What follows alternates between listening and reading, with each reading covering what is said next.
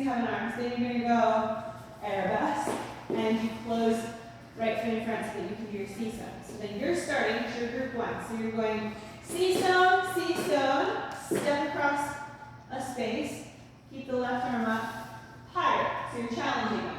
Then you wait. Then they do what you do. So you're like, well, how about this? Glissade, awesome leg, up, all the way around, take it down the center. How about that, girls? And then they do the same thing, right?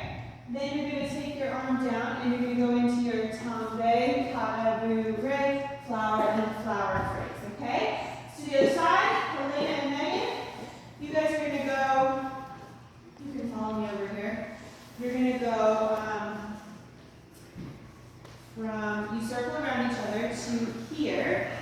Then you're going to go swallow your head. Beep.